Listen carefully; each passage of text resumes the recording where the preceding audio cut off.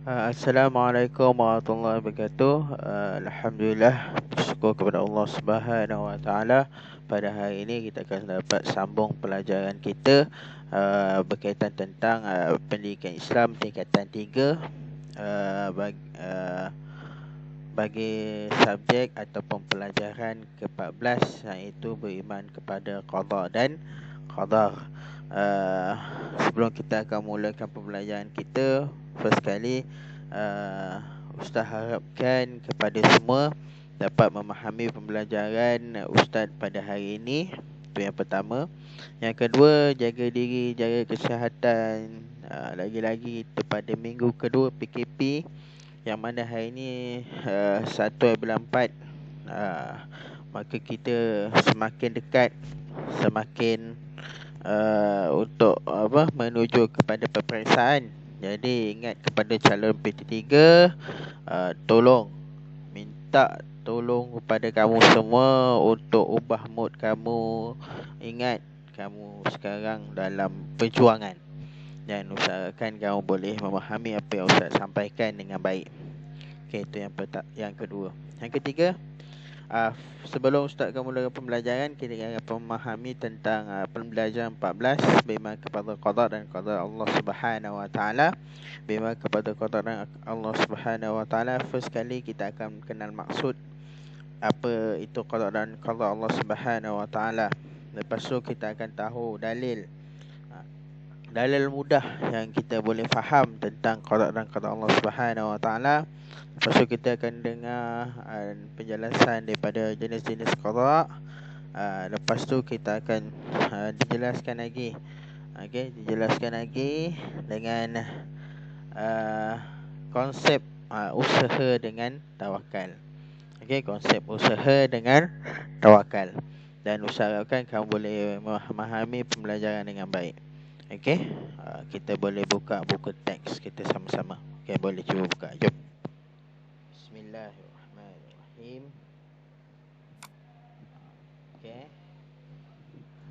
Kita buka buku teks kita.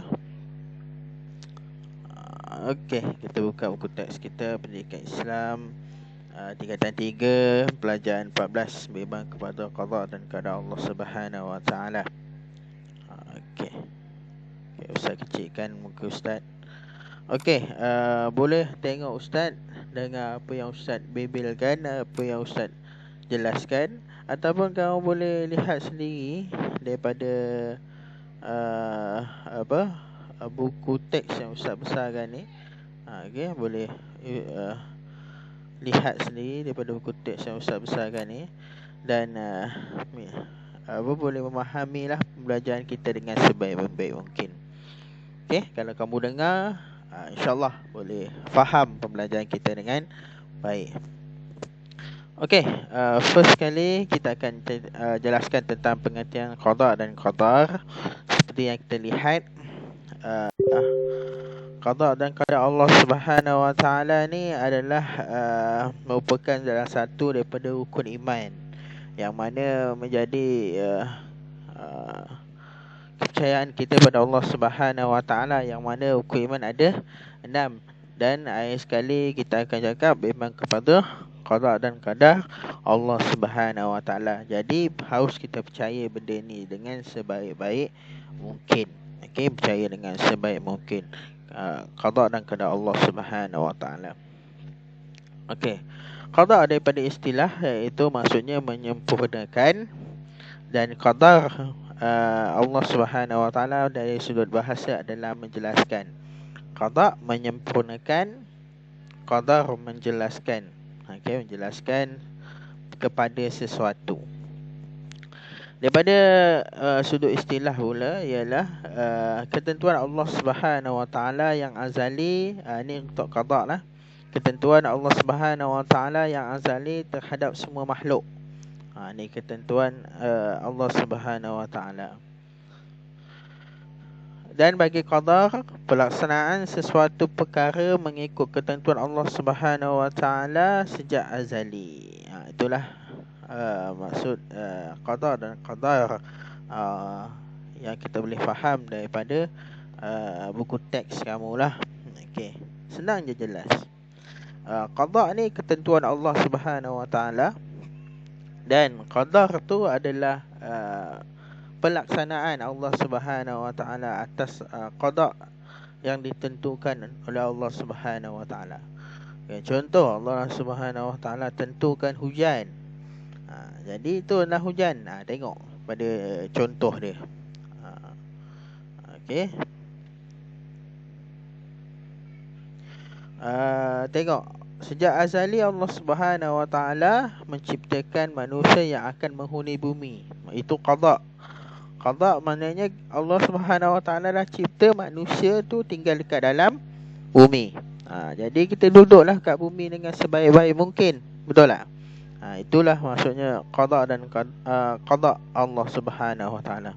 Qadar Allah Subhanahu Wa Taala mencipta manusia. Allah Subhanahu Wa Taala telah mencipta manusia yang telah mendiami bumi dan bermula Adam hingga ke akhir zaman. Yang mana bumi ni akan dipenuhi oleh manusia daripada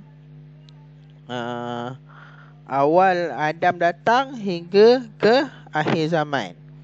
Allah dah tentukan memang manusia akan duduk kat sini, dekat bumi. Tetapi bila? Sampai bila? Sampai akhir zaman. Itu Allah Subhanahu Wa Taala tentukan.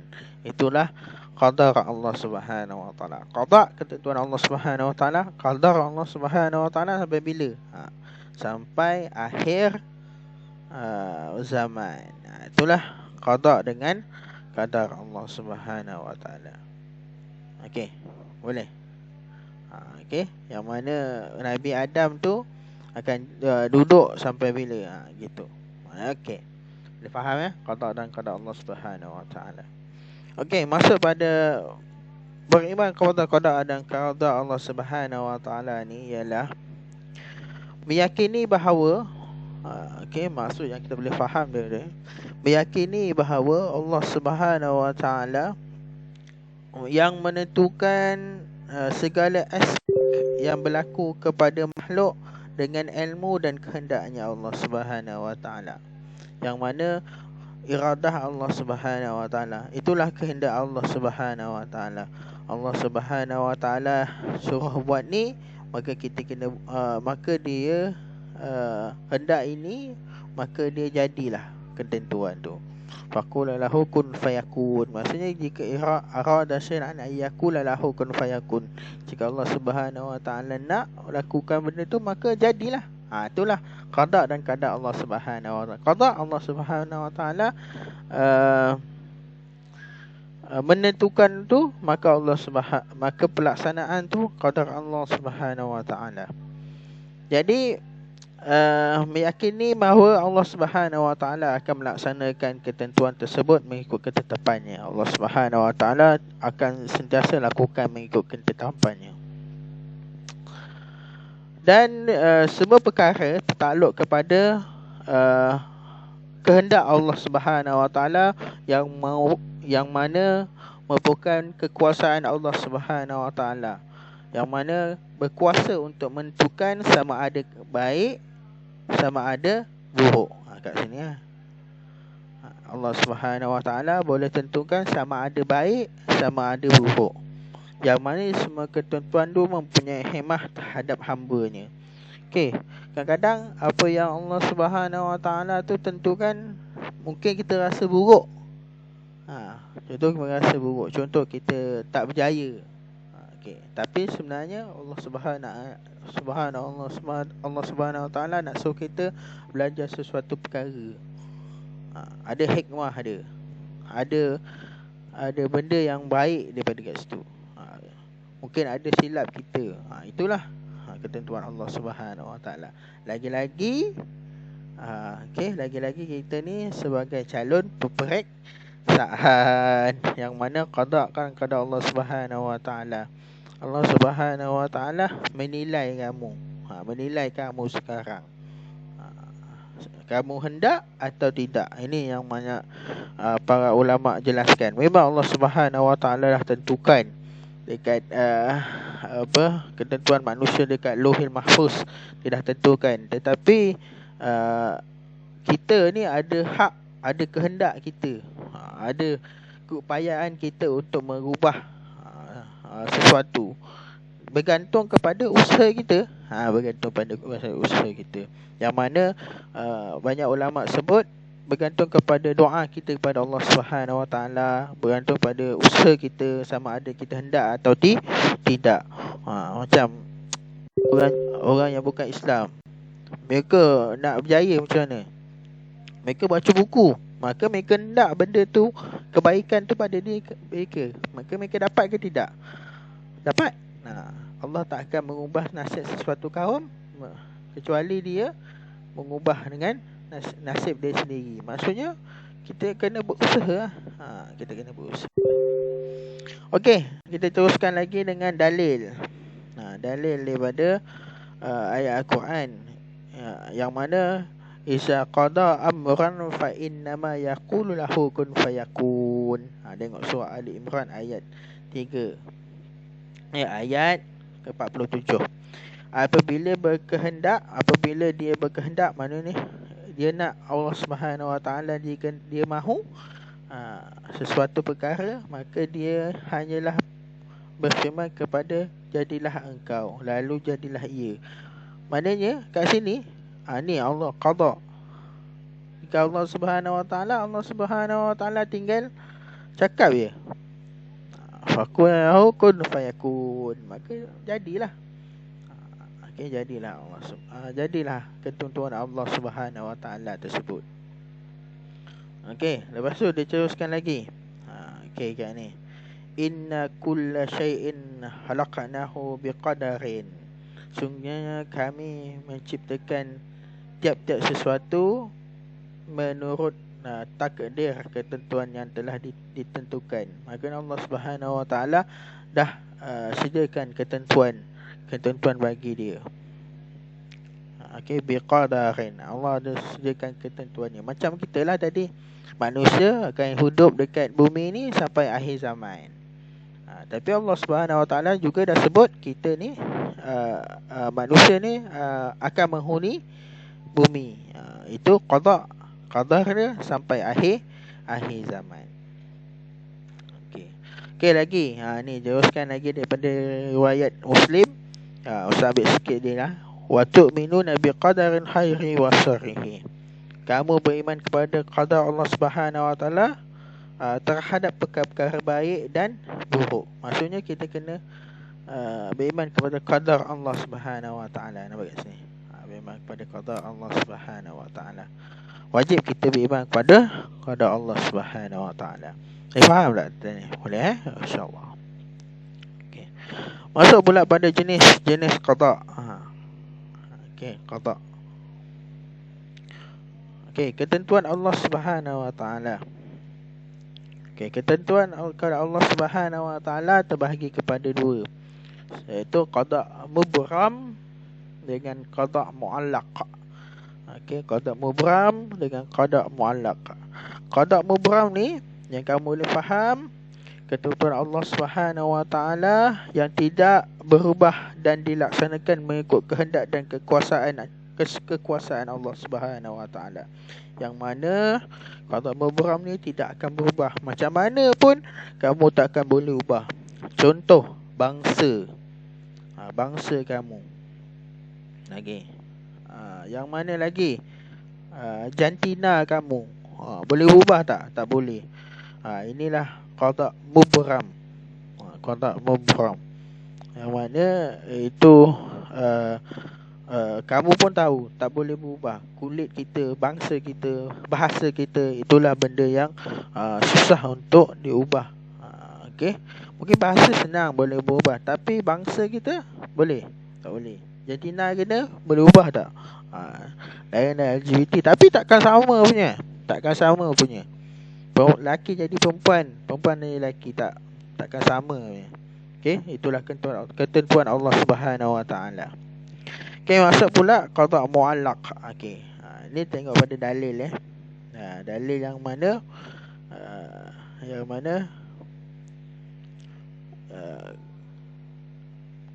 keputusanku itu tidak dapat diubah, dan aku tidak sekali-sekali berlaku zalim kepada hamba-hambaku. Inilah ketentuan Allah Subhanahu Wa Taala, tak akan berubah, dan Allah Subhanahu Wa Taala tidak akan zalim. Okey. Masuk pula qada muallaq. Okey, muallaq. Qada muallaq ni macam mana? Ketentuan Allah Subhanahu Wa Taala yang berubah kepada ketentuan yang lain bersesuaian dengan usaha yang dilakukan oleh seseorang hamba. Maknanya kat sini ketentuan yang mana bersesuaian dengan kita, yang mana boleh berubah. Seperti Ustaz cakap ni lah, peperiksaan 9A boleh ubah tak? Boleh dapat tak? Boleh. Maka benda ni adalah qada muallaq, bukan qada mubram. Qada mubram ni memang dah ditentukan Allah Subhanahu Wa Taala yang tak boleh berubah. Tapi qada muallaq ni boleh berubah. Seperti peperiksaan PT3, boleh dapat A tak? Boleh. Jadi macam mana? Bergantung kepada usaha. Bergantung kepada usaha seseorang. Jadi tengok qada asal lah ni, qada asal ni. Qada asal ni sakit. Okey, asbabnya doa. Jadi qada yang berubah iaitu sembuh. Sembuh. Maka berlaku tak? Berlaku benda tu. Ataupun qada asalnya sakit, asbabnya adalah makan ubat, makan Panadol, makan apa, ubat yang diberi oleh doktor. Qada dia berubah kepada sembuh. Ni qada dan qada Allah Subhanahu Wa Taala. Contoh, ini seorang yang sakit, qada asalnya diberikan kesembuhan kepadanya dan berubah dengan asbab doa. Lagi, bersedekah kepada orang kafir, miskin, asbab dia bagi kepada fakir miskin. Maka dengan asbab dia bagi tu, Allah Subhanahu Wa Taala ubah qadar dia kepada kebaikan, kepada kesembuhan. Okey, jadi dekat sini yang ketiga ni paling ni, pencapaian murid yang sederhana dalam peperiksaan qada asalnya bertukar kepada cemerlang qada yang berubah kerana belajar bersungguh-sungguh asbab dia. Jadi kat sini benda ni orang dah tahu dah. Kalau kau main-main memang kau takkan dapat dah. Tengok daripada ayat Quran, surah Ar-Ra'd, ayat 38 ke 39. Tiap-tiap sesuatu tempoh ada baginya hukum yang telah ditentukan. Allah menghapuskan apa-apa jua yang dikehendakinya dan menetapkan apa-apa jua yang dikehendakinya. Maksudnya Allah Subhanahu Wa Taala boleh perbaharui mengikut kehendak dia.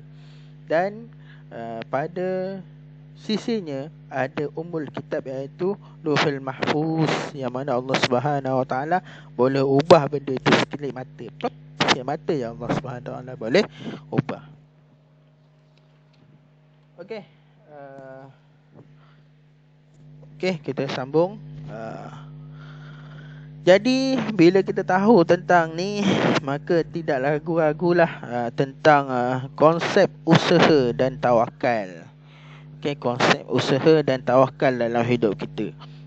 Ni tajuk ni popular masuk peperiksaan konsep usaha dan tawakal. Jadi Allah Subhanahu Wa Taala menyuruh kepada kita untuk berusaha bersungguh-sungguh dahulu sebelum kita bertawakal kepada Allah Subhanahu Wa Taala. Yang mana kamu boleh lihat pada ayat Al-Quran ni, surah Al-Imran ayat 159, fa iza azamta fatawakkal 'ala Allah innallaha yuhibbul mutawakkilin. Maka apabila engkau telah berazam, maka bertawakallah kepada Allah Subhanahu Wa Taala. Sungguhnya Allah Maha orang mengasihi orang yang bertawakal kepadanya. Berazam, azam ni kamu dah berusaha sebaik-baik mungkin mengikut usaha dan kemampuan kamu. Usaha mesti ada dengan kemampuan kamu yang kamu berikan sebaik-baik mungkin. Allah Subhanahu Wa Taala suruh kamu buat benda tu. Bila dah buat, dah masuk peperiksaan, maka waktu tu adalah waktu bertawakal. Masuk peperiksaan, tawakal. Inilah usaha aku berserah kepada Allah Subhanahu Wa Taala. Janganlah kau mudahkan aku, janganlah kau belengkan kepala aku ke contoh. Jadi Allah Subhanahu Wa Taala mudahkan kamu masa menjawab peperiksaan PT3. Yang mana kita lihat macam mana tokoh sahabat yang mana bila dia dah usaha sesuatu, maka lepas tu dia bertawakal kepada Allah Subhanahu Wa Taala. Sepatutnya sebagai seorang pelajar, usaha dulu, baru dah usaha sebaik mungkin, barulah bertawakal kepada Allah Subhanahu Wa Taala. Okey, boleh. Jadi kamu lihat kat bawah ni, apa ni? Usaha barulah tawakal. Kena seiringan lah. Berusaha mengikutkan kemampuan, maka kamu lakukan dengan sebaik-baik mungkin. Lepas tu menyerahkan diri kepada Allah Subhanahu Wa Taala, yakin bahawa Allah Subhanahu Wa Taala akan berikan yang baik kepada diri kita. Okey, boleh. Ni biasa ni masuk benda ni. Mesti ada usaha, mesti ada konsep tawakal. Okey, tawakal ni boleh faham Okey, alhamdulillah. Okey, masuk pula kepada kesan beriman kepada qada dan qadar. Okey, ada 3 aspek. Hikmah lah sebenarnya. Hikmah kalau kita beriman kepada qada dan qadar Allah Subhanahu Wa Taala. Pertama, daripada soal akidah. Akidah kita akan macam mana terhindar daripada perkara syirik. Itu mana terhindar daripada perkara syirik, yang mana kamu melihat ni perbuatan syirik. Kita tak akan buat benda tu. Kita tak akan buat perkara-perkara syirik. Sebab apa? Sebab kita yakin bahawa Allah Subhanahu Wa Taala lihat apa yang kita lakukan. Jadi kita akan percaya bahawa Allah Subhanahu Wa Taala dah tentukan yang terbaik kepada diri kita. Jadi tak perlulah kita nak gunakan perbuatan syirik tu nak ubah nasib kita. Contoh nak minta nombor ekor, pakai tangkal untuk elakkan perkara-perkara tak baik. Tak, kita tahu Allah Subhanahu Wa Taala tentukan ni sebagai pengajaran dari hidup kita. Yang kedua, dia suruh ibadah. Maka kita akan tahu ibadah kita ni kena siapkan dengan sebaik-baik mungkin. Sebab qada dan qadar Allah Subhanahu Wa Taala ni boleh berubah. Mana tahu dulu kita masuk neraka, akhirnya masuk syurga. Itulah ketentuan Allah Subhanahu Wa Taala, qada kita. Mungkin dengan ibadah tu menyebabkan hidup kita lagi baik, jadi baik. Mana kita tahu? Macam bersedekah, sebabnya mak kita sihat, kita sihat, suami sihat, ibu bapa sihat, banyak benda tu. Okey, jadi tu dia daripada ibadah. Okey, so akhlak. Okey, bila berlakunya kita beriman pada qadar, kita kena, akhlak kita akan sentiasa bersyukur pada Allah Subhanahu Wa Taala. Apa-apa yang berlaku kita akan cakap alhamdulillah, syukur pada Allah Subhanahu Wa Taala. Solat, itu akhlak kita pada Allah Subhanahu Wa Taala, yang mana insya-Allah Allah Subhanahu Wa Taala akan balas kebaikan kepada diri kita. Lagi kita akan tabah, bersabar dalam menghadapi segala ujian Allah Subhanahu Wa Taala. Nabi pun Allah bagi sakit, orang bagi kena sihir, kena baling batu, lagilah kita manusia yang mana biasa je. Okey, yang mana bukan orang yang memulakan Islam ni. Lagi dengan berusaha kita akan dapat mengelakkan daripada kita putus asa. Akhlaknya kita tak akan putus asa. Kita akan sentiasa berusaha untuk capaikan kejayaan. Seperti yang guru ustaz dulu cerita, sebenarnya Allah Subhanahu Wa Taala tulislah kita punya ketentuan Allah Subhanahu Wa Taala dekat Lauhul Mahfuz. Tetapi bergantung kepada usaha kita. Allah Subhanahu Wa Taala lihat usaha kamu sekarang ni. Anak-anak murid ustaz sekarang ni, ustaz cakap Allah Subhanahu Wa Taala lihat apa yang kamu buat sekarang ni. Kau tidur kan, kau baca buku ke, itu benda tu semua tu Allah Subhanahu Wa Taala kira. Okey, kau tolong mak bapak kau, contoh kat rumah. Okey, kau belajar, tak ada alasan, tak melawan kata mak bapak kau. Itu semua tu okey, Allah Subhanahu Wa Taala kira. Untuk apa? Untuk Allah Subhanahu Wa Taala ubah ketentuan tu. Yang mana qada muallaq tu Allah Subhanahu Wa Taala boleh bagi. Okey, dan ubahnya dengan sesuka hati Allah Subhanahu Wa Taala. Dan kita takut Allah Subhanahu Wa Taala ubah perkara yang lebih teruk daripada yang ditentukan. Ustaz harapkan boleh faham tentang pembelajaran hari ini. Jika ada apa-apa soalan, boleh tanya pada Ustaz, dan usahakan kita boleh sambung lagi pembelajaran untuk hari ini. Okey, sebelum apa-apa, Ustaz ucapkan terima kasih